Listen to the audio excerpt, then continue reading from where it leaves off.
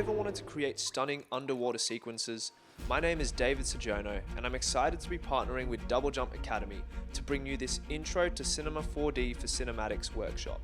By the end of this course, you'll be equipped with the knowledge and confidence to bring your own stories to life. We'll dive into Cinema 4D, exploring fast and efficient modeling techniques, MoGraph tools, animating with F-curves, rigging with joint hierarchies, and so much more. We'll then put these skills into practice by creating an underwater treasure chest, and we'll render it and light it with Redshift. From there, we'll move on to our final cinematic sequence. I'll guide you through the scene layout and previs, and we'll create the submersible, the Leviathan, and the complete underwater environment from scratch. We'll briefly step into Substance Painter and learn how we can add additional realism and detail to our models. Along the way, we'll explore composition, lighting, storytelling, and even create particle simulations for our underwater bubbles. Finally, we'll composite our renders in After Effects and enhance the visuals to the next level. We'll complete the project by adding in some immersive sound design. My goal is that you'll finish this course fully equipped with the skills to turn your ideas into stunning cinematics. I'm so glad to have you on board, and I can't wait to dive into this course together.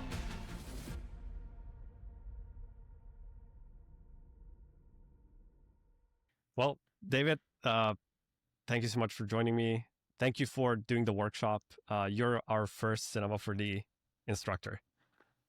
I'm honored. Like it's so cool to be introing Cinema 4D for the way that I use it, which is cinematics. I think it's quite rare. It's usually more of a motion graphics tool.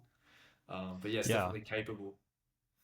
Yeah, how is it that you are using it more as a cinematic tool instead of motion graphics? Yeah, is there a good reason?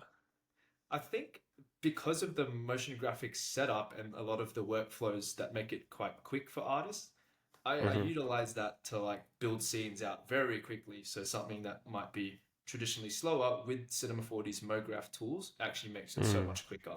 So it's kind of using it for not always what it was intended for, but to get a quicker result. Yeah, it makes sense. I used to actually, kind of started with Cinema 4D, I think 15 years ago. Whoa. So and then I transitioned to Houdini, and then I went back to Cinema because Houdini was too hard and too difficult. I literally went from, okay, Cinema, you have these, modifiers and cloners and, and then I went to Houdini and it's oh yeah, you need to calculate normals and vectors. And I was like, but in Cinema, there's just a toggle that says inverse. Nice inverse normals. UI. Yeah. In Houdini, it was okay, open up a wrangle, v at n equals -1, or refit it, inverse it. And I was like, what even is a normal? And that's how I it. Slowly, I started understanding vector math and matrices and quaternions and what voxels are, because you have to understand that in Houdini. Yeah. But in Cinema, you don't really need to understand it because it's kind of streamlined, but it makes it a lot faster to then actually use the software.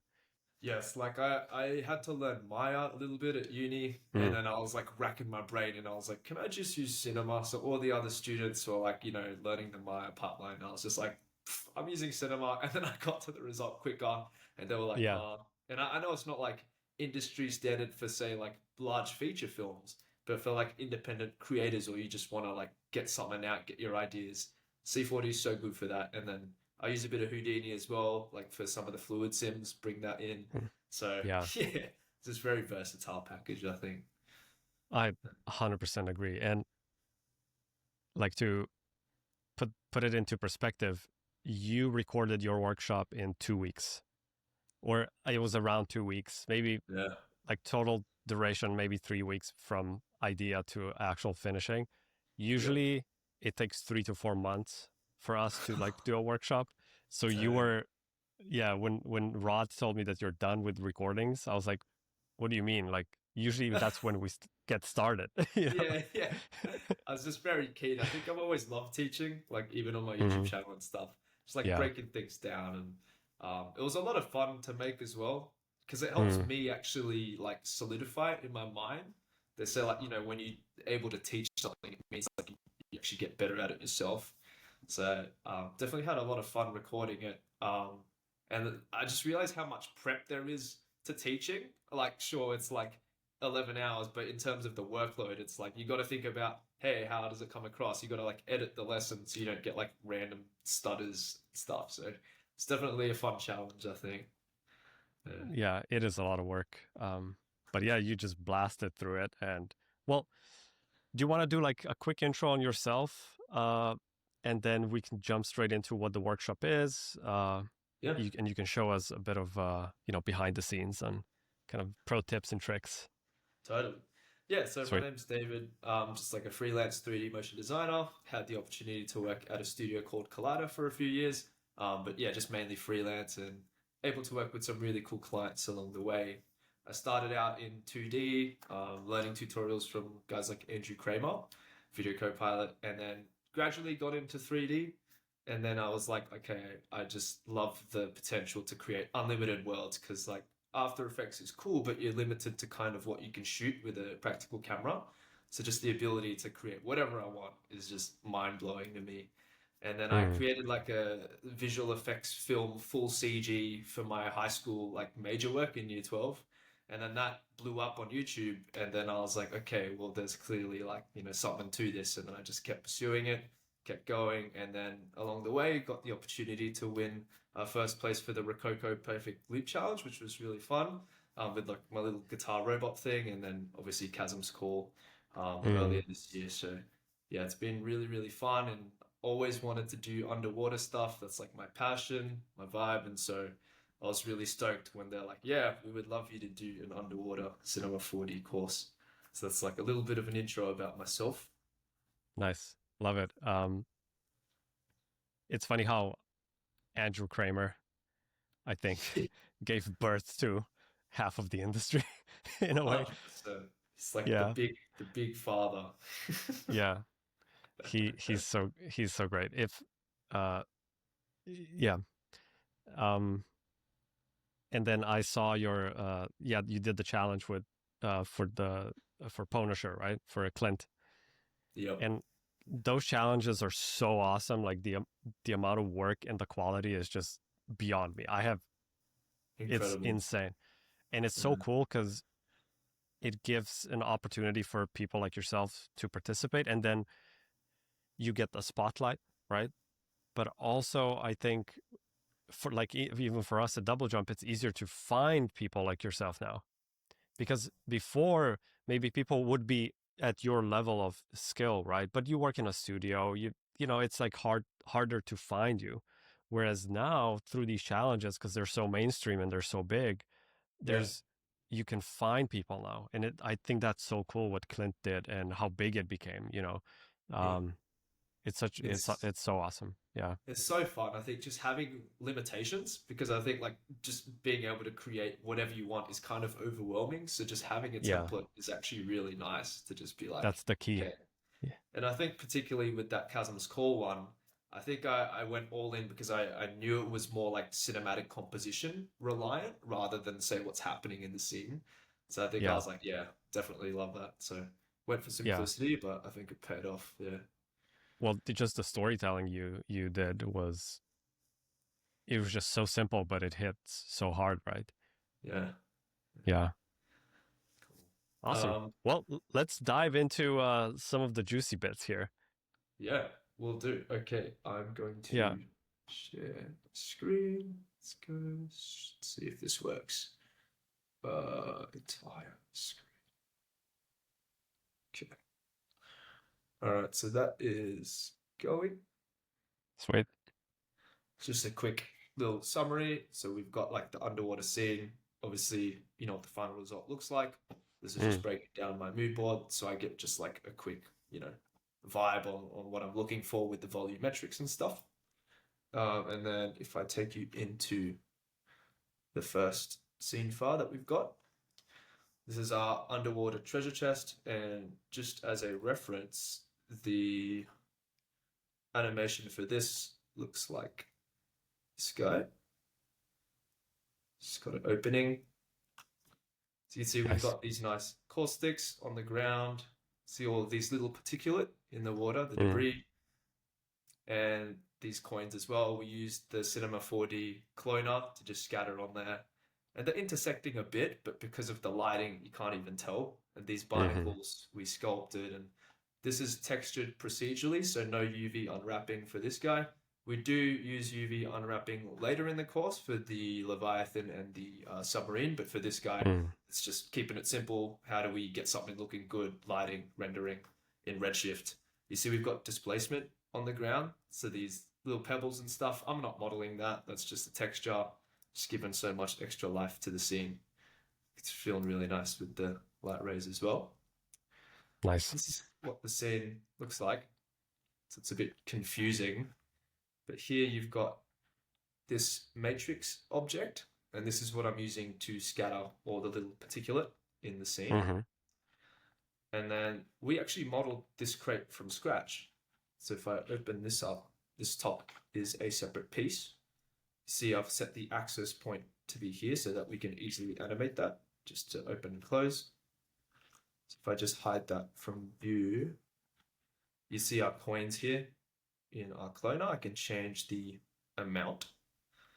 And the way it's working is I'm cloning it onto this object, which is called coin surface. And if I enable that, this is what it's using as a reference to clone the coins on. And so you can see with this, if I change the displacer strength, and I was to warp it to something crazy and then re-enable the cloner, you can see that it actually follows the curvature of that. It's really cool. You can also add some randomness to these. So say you wanted some bigger clones. Let's go to random effector, and we can change the scale. So you can see some are bigger. If we wanted to raise some up, we can also tweak it on that. So you can see some of the MoGraph tools in play, but not for motion graphics for this cinematic result. These little barnacles. Now you might be wondering, like, why are they rainbow colored? Because in the final render, obviously they didn't look like that. But you'll see there's some subtle color variation. It's really hard to tell, but you've got some blues, some greens, and that's just using effector. So that's part of the motion graphics module. But it's just saying, give every one of these clones a different ID, like a different color, and then we can use that in the node graph. So if I open up our barnacles, it's very simple, but I'm just using this attribute called Redshift MoGraph color, and then I'm piping that into a ramp, and you can see I'm just tweaking. It's just ramping between these three colors. So I've got this kind of green, this tealy, this cream, and then this blue, and then that gives it subtle color variation. If I just enable our materials in the scene, it's going to take a while, and you can see the caustics planes that we're using. This is a caustics texture. You could also use a procedural noise, which is what we use in the course. You can also find generated caustics textures, but the idea is that we're using it as a gobo. And the cool thing about Redshift is that it allows us to link lights. So it's a bit different to Octane, which is a biased renderer, but we can actually cheat some of the lighting. So we can say, okay, I want it to exclude, this plane, but we want the volumetrics to be using these planes. And the power of light linking is that we can have further control over what the lights are doing. It's not like we're not kind of restricted to what's physically in the scene, if that makes sense. So what I did for the final result was I have a couple different lights. I have a separate light for these volumetric rays, so you can see how they're shimmery. And then I have another light that's actually projecting it on the bottom of the seafloor. So that way we can use them in conjunction. So that's kind of just a little breakdown of the treasure chest scene. Before I move on to the next thing, Urban, was there anything from you? So you're trying to tell me we're not actually underwater? Yeah. Mind blown. You can do some POV renders and I don't know, use your iPhone to camera track it and bring it in the scene, and that could look legit and people would be confused. They're like, what? Yeah. I remember I have a friend who's like not in the industry, right? But he's a gamer. Yeah. So when I started working on video games, he was like, "Oh, how does it all work?" And I was like, "Do you know that when you're underwater, you're not actually underwater?" And he was like, "No. What do you mean?" I was like, Oh, it's just a plane, and then there's a filter, and the gravity changes." And he's like, "No, please, no, no, he's like, you're don't." ruining my world. Yeah. Exactly. Yeah. It's cool. We get to kind of look behind the scenes, right? It's all trickery, film's illusion. It always has been. What's outside of the Yeah. frame, we never see it. Yeah. Pretty It's much. it's really cool. Nice. Okay, and then moving on, let's talk about some quick scattering. Mm. So I'm going to do something risky. I'm actually going to fire up the render view. So fingers crossed this works, but I think it will. Let's just give it a go. Here we go. I'll just disable my bokeh. You see some of the seaweed. So we were able to just cut out some planes and quickly scatter this around. And what's cool is that it's actually animated. Like you can see we have some movement in the seaweed. And it's not real time, but if you were to render this, you would actually see the seaweed waving. And we're using a matrix scatter to clone it onto this plane. So if I go here, this is what's controlling the scatter. And it's represented by these little cubes in the viewport. So if I was to turn down the amount, you can see obviously the density would decrease, which can look nice. And obviously if we added sand to the bottom, that'll look quite natural. And with this, I'll actually demonstrate that barnacle thing that we talked about earlier with the color variation. So in our effectors, we can see what's actually here under the effectors. That's what's being used. So this random effector, right now the color mode is set to off. It's just randomly rotating it. You can see the rotation. It's just random there, some random position and some random scale. However, if we open this material and then in our random effector, I'll change the color mode to be effector color. In the viewport, you'll see that they all start to go multicolored, which means it's working. And if I drop in a color user data node, it's just going to take a little bit here, drop that down, go to my attribute name, MoGraph color, and then I solo this. Let's refresh that. There you go. You can see that they all kind of take on random colors. But the way we can control that is to drop in a ramp, plug that in, and we solo that. You can see that now it's using the colors in the ramp. So if we were to load, let's go funky seaweed. Do something like this, and then I'll just drag down the handles so that more of them get affected. That's cool. So now let's say we want to then affect the color of these seaweeds, but still retain this diffuse color. Going to pipe this into our color layer, layer 2 color, and then I'll enable it. And then I'll just bring down the mask strength, and you can see we now have some random rainbow looking seaweed, which is Nice. pretty cool. Yeah, it is pretty cool. Actually, seaweed does have color like this. Like some of them are yellow, orange, and then just like everything in between. Yeah. Yeah, totally. Yeah. Okay, let's that's actually a good little prompt. Okay, so say we wanted like this bottom bit of the seaweed to be like one color. How could we do that? So I'll add in what's called a plane effector. Going to turn off position. So with a plane effector, you have like different controls, position, rotation, scale. But then color mode, let's change this to be a custom color. If I just refresh this, and then solo our color user data, it's all going to be white because this plane effector is like affecting all the clones. So if we were to change this to be red, you see all of them go red. However, what's really cool about Cinema 4D, you have these things called fields. And so if I was to add a spherical field, okay, you'll see they're all rainbow again, but there's this little sphere that's been dropped into the scene. So as I start to scale that up, it's actually going to influence whatever's inside of that. So you can see if I drag this over here, this corner is going to be fully red. Unsolo this node and just refresh this. You see that now this corner is red. So that's a way that we're able to control the color.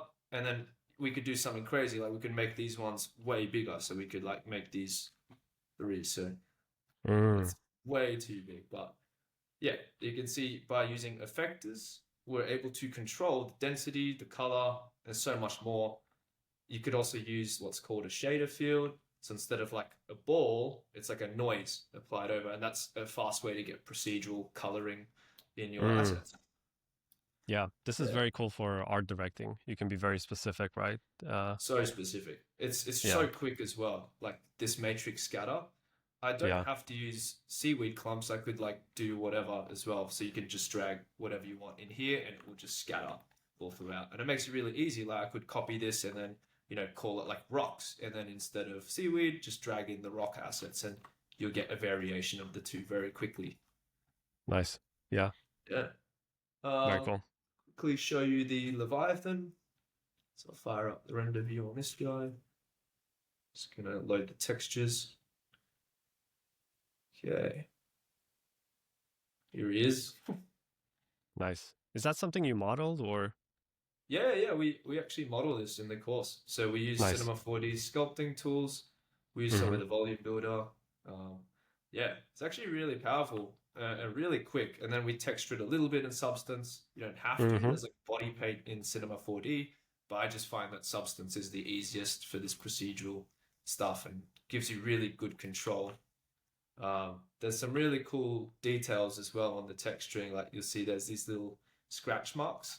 Let me just turn subdivision. Yeah, and then it's the idea that it's kind of like been in a few fights or something.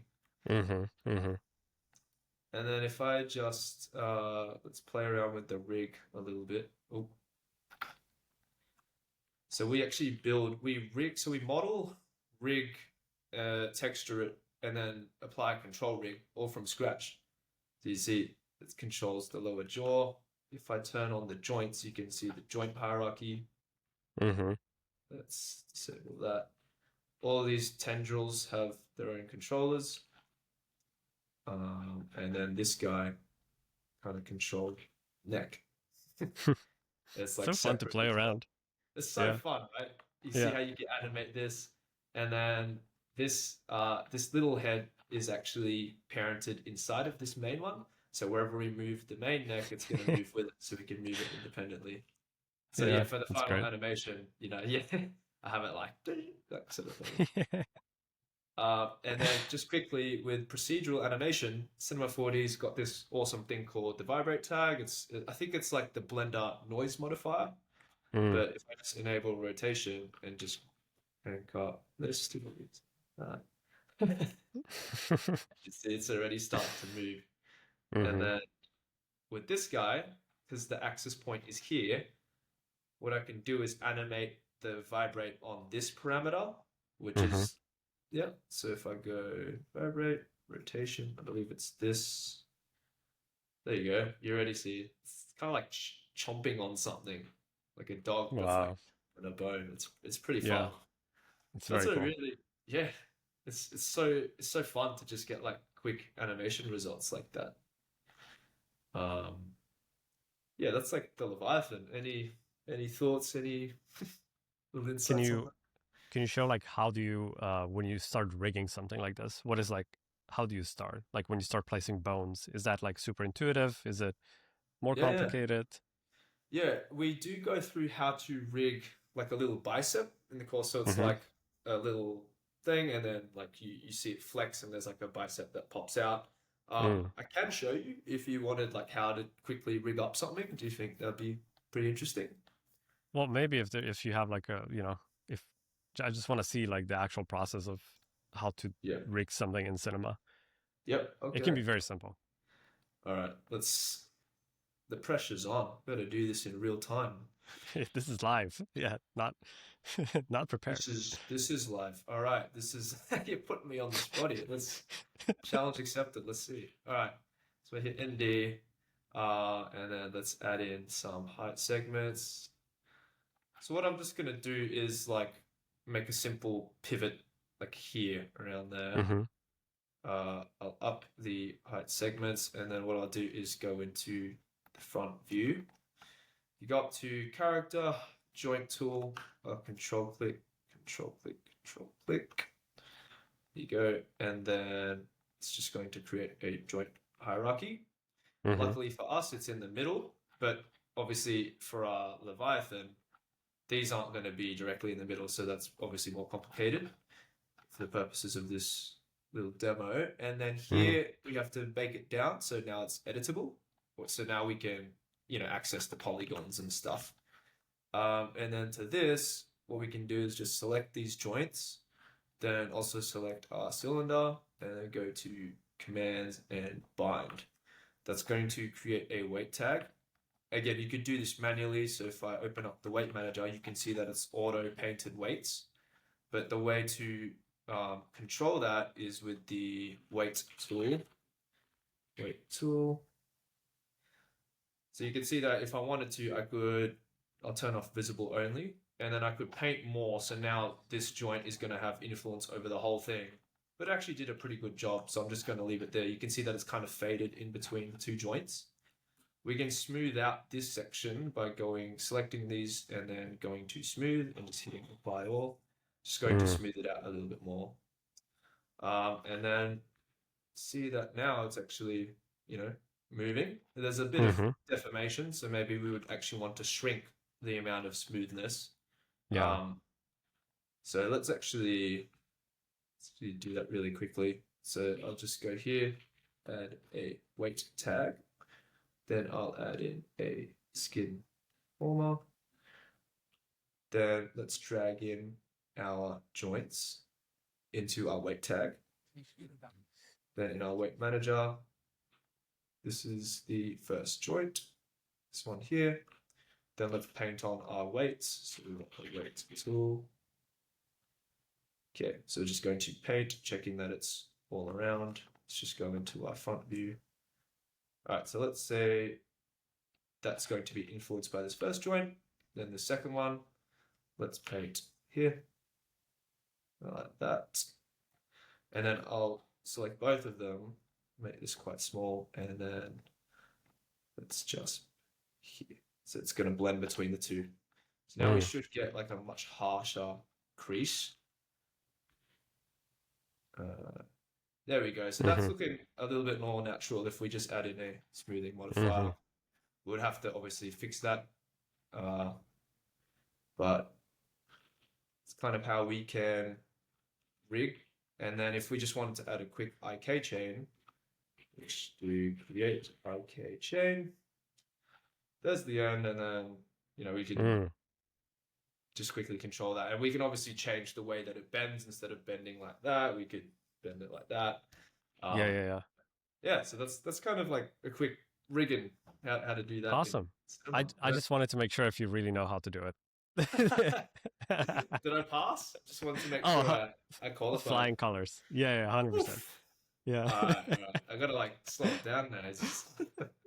Alright, that was good fun. I'll take you through the sub quickly, and then I'll show you the main project, and then I think happy to leave it there. I think. Nice. Let's do it. Yeah, this is the Submarine, and let's just fire up the render view very quickly, see what it looks like. There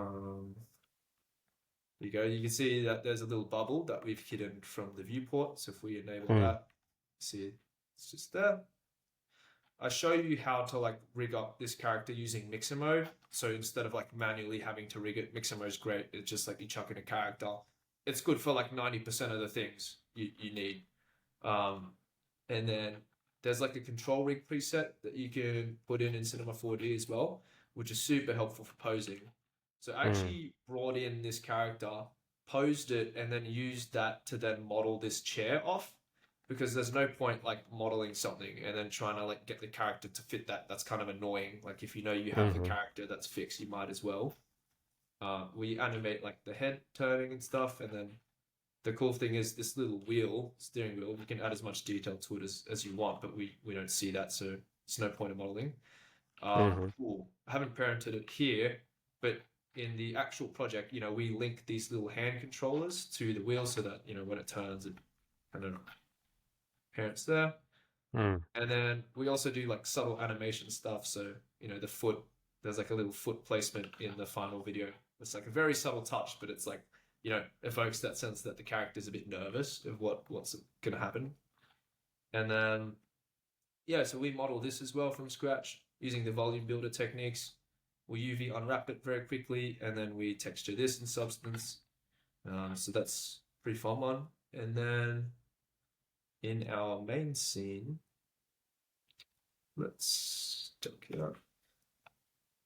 You can actually see the illusion is broken. There's our little Again. guy. What? Yeah. And you're like, wait, what's going on here? Wait, these awesome rocks, are they just cloned? Yeah, that's exactly right. That is exactly right. And Nice. Got the little shipwreck asset there. Sweet. And yeah, you can see that I've orchestrated all of these assets to be from the, let's see the shot here, from the camera view. So whatever's outside of this field of view, not worrying about that. And you can do this if you set up a good previs. So the reason that we're able to like really focus in on these certain camera angles is because we know that the previs works.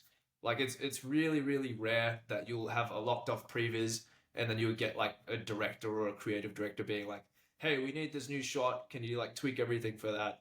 Sometimes it happens, but like 99% of the time, if they approve a previs, you know that like this is what we're working in. So it's really good to know that. See, little particles are going ham because, you know, we're like midway through the scene. It needs to actually calculate, but we've got particles spitting out of the back. We've got little details, little treasure chests scattered around the scene. Yeah, it's the little details, you know, like, oh, maybe the Easter eggs. Yeah, little Easter eggs. Release some treasure chests. There's this little whale skeleton, so there's like a blue whale. So it's like puny compared to this guy here. It's got a little cheeky grin. And these like pillars, we actually model these from scratch. So we use like cloners, we use like the volume builder, displacers. We get these nice little striations without having to like manually sculpt it, which is really nice. And then we also we clone on some seaweed onto the tops of these. And I'm probably not gonna fire up the render view just for fear of a crash live. But you can see our similar technique with the gobo for the caustics.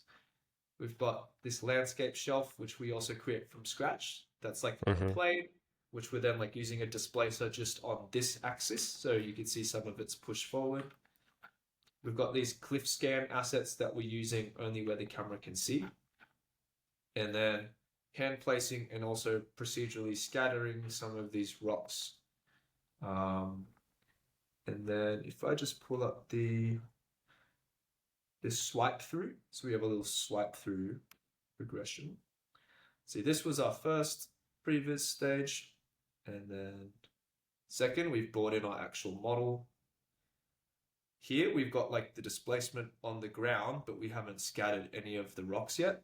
And then here you can see it makes a big difference just populating the scene from our camera view. You get so much more detail.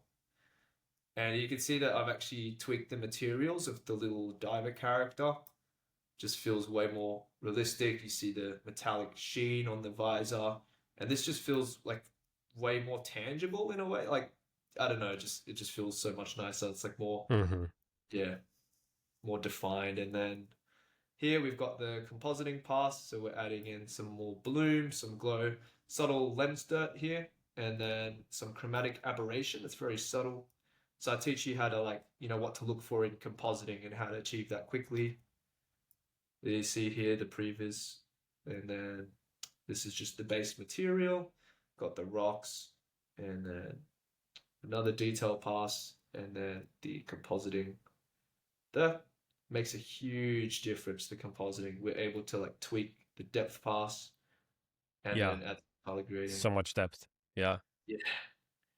That's something that stuck out to me was, okay, I want to have this really, really dark, and we're able to control that in post.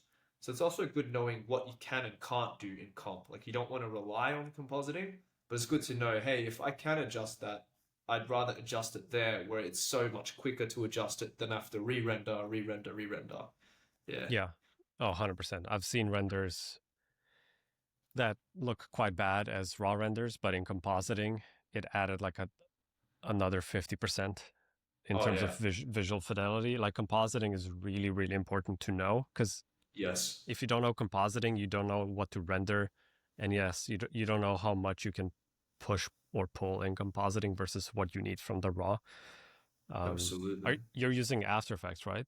For Yeah, compositing? correct. Yep, Yeah, yeah, nothing okay. crazy. No nuke, no wrangles, which obviously nuke's better for this stuff, but for the simple things, I like to keep it quite simple with compositing. Like even For though it looks sure. like a huge difference, I'm just applying a lot. I'm using the depth pass.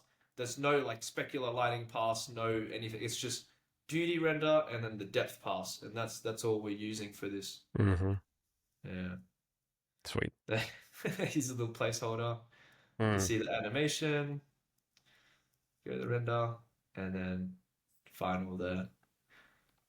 Um, So yeah. what happens to the submarine? Yeah. I'll leave that for you guys to make your No. own stories. The best things end with cliffhangers, you know. Yeah, I know. Um, Yeah. No, it's great. I love how you portrayed the sense of scale through, placing ships and just like items where we can that gives us the viewer like a sense of like a reference for what is big, what is small, and then the Leviathan and the submarine, you can really see a big difference. And I feel like that playing on that contrast of scale worked really well here. yeah, yep. I mean, it's only Yeah, 3 shots, but within that, you that's right. You like define the scale. The first scene we're tracking with it. This is kind of like a little filmmaker breakdown, but like I always love mounted shots. I find that they're very tangible. Like if you watch any yeah, good action movie, they always have some sort of like real life mounted camera, like Top Gun, the mounted camera in the cockpit. It's a yeah, yeah, classic, yeah, and the establishing shot, and then like a long lens for that final shot. I think it's like an 80 or 100 mil, but it's just like yeah, whoa, we're far away, and like that submarine is yeah, screwed. So yeah. It compresses the perspective, and then it makes everything bigger. Yeah, yep, totally. sweet. I mean, I'm impressed. Um, is this what's kind of the difficulty level you would say for this It's workshop? Like, it's a yeah, beginner to intermediate. Like mm, in the first few weeks, like I'll show you how to use the MoGraph tools for the like result that we're aiming for. But nothing's crazy complex. There's no like coding. mm, There's no scripting. It's very art directable, beginner friendly. I just want to show you guys like how easy it is to make something that looks really cool. Yeah, nice. So, yeah, because I know sometimes people can see, your final result looks, I would say, more on the advanced kind of side. So people get scared. They're like, I'm not going to be able to do that because it feels out of reach. yeah. Uh, but with this one, it is kind of suitable for beginners as well. You're gonna kind of take them through the journey, right, and kind of level them up. Yes, like I'll show you Yeah, how to actually animate in Cinema 4D, what F curves are, how to move the camera around, shot planning, modeling, texturing. So yeah, it's a complete beginner friendly scene. Yeah. love it.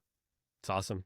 Yeah, I Yeah. mean, I don't have any further questions. I think I've seen a part of the workshop, and I'm not a Cinema 4D user anymore, but I just kept watching. I was just like, oh, Oh, this means is a lot. this is cool because it felt so easy. I was like, and you just Yeah. like you did your rigging demo. You're like, yeah, just click this and this, drag that in, and now you Yeah. have a rig. And I was just like, oh, that's cool. And my brain was just like, oh, I please more. Like, Yeah, yeah, yeah. Okay, yeah, I want it to be like satisfying as you're watching and like mm, engaging. And I stand on the shoulders of like people that taught me. Like I'm fully self-taught. I went to like uni for like digital media, but in terms of Cinema 4D, YouTube tutorials, and I always found like how friendly the tutors were, and they make it engaging. Like, oh, I can do that. Like, okay, it's not out of reach. Like, it's simple. Like, yeah, it's really yeah, helpful.